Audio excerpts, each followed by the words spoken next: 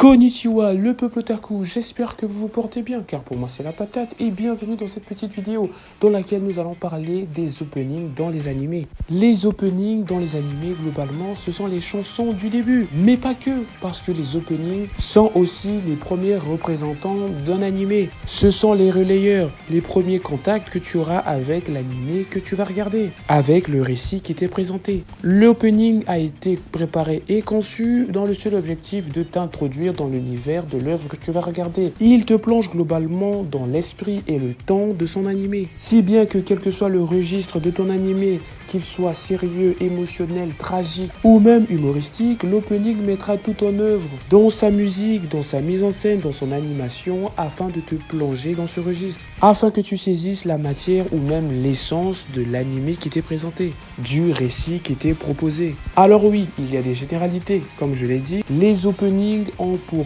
mission de te donner des informations pour te plonger dans l'esprit de l'œuvre, afin que tu sois immergé dans le temps de l'animé. Mais ça c'est de façon générale, parce qu'il y a aussi des openings qui vont totalement à l'encontre de l'esprit de l'œuvre. Ça se fait, il y a aussi des openings qui, au lieu de simplement te faire comprendre le message de l'œuvre, vont te donner des informations supplémentaires sur des futurs événements ou des futurs points marquants dans l'animé, à travers des événements, à travers des personnages, à travers des faits, à travers des messages un peu trop explicites. Et toujours dans ce même cadre, il y a également des openings beaucoup moins subtils, voire pas du tout, qui vont te spoiler littéralement ton épisode, comme celui-ci par exemple.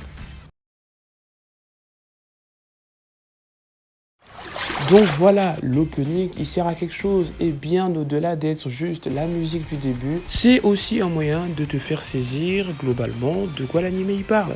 Et nous, en tant qu'otaku, on a énormément de chance parce que les animés particulièrement ont des openings qui déboîtent, des openings tellement stylés que lorsque tu les regardes, t'as la chair de poule. Des openings tellement mélodieux, tellement passionnés et chantés avec amour que lorsque tu les écoutes, tu lâches une petite larme. Mais aussi des openings tellement badass, tellement shonen, tellement épiques que lorsque tu les écoutes, tu es galvanisé, tu as des étoiles dans les yeux. C'est par exemple l'effet que m'a fait Pegasus Fantasy, le premier opening de Senseiya quand j'étais petit. C'est un opening qui m'a laissé sur le cul, aussi bien dans sa mise en scène que dans sa chanson, qui franchement est stylax de sa grand-mère.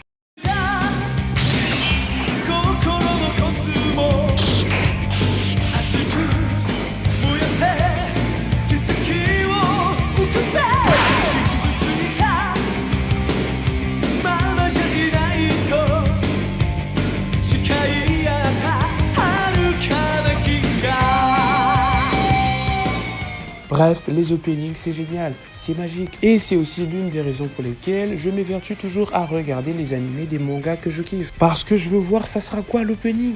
J'aime les openings, ils sont inspirants, ils sont mélodieux, parfois ils sont claqués, mais en général, je les aime beaucoup. Parce que je les trouve généralement intéressants. Bien sûr, beaucoup diront, ouais, c'est pas si stylé que ça, parce que globalement, c'est juste de la J-pop, c'est de la musique pour ados. Peut-être, mais malgré tout, j'arrive à ressentir la profondeur d'un animé, même avec son opening.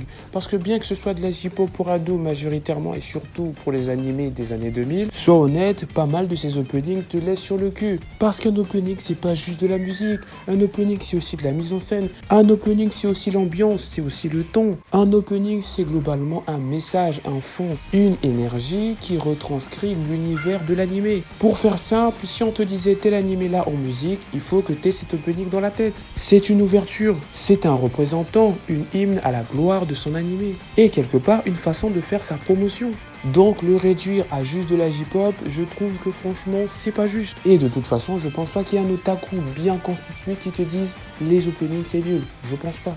Tous les otaku, ou presque, à moins qu'ils soient nouveaux, ont je pense leur propre top 10 de leurs openings préférés. Et ça qu'ils veuillent ou non, parce que dans tous les cas, qu'ils soient nouveaux ou pas, ils vont tôt ou tard faire face à ces masterclass infinis, incroyables qui te dressent les poils. À la base, je comptais te faire un top 10 de mes openings préférés. Mais à la place, j'ai décidé de te faire cette petite vidéo qui parle un peu de mon admiration générale pour les openings de mes animés préférés. Mais ne t'inquiète pas, je sortirai bel et bien cette vidéo, mais pas comme tu penses.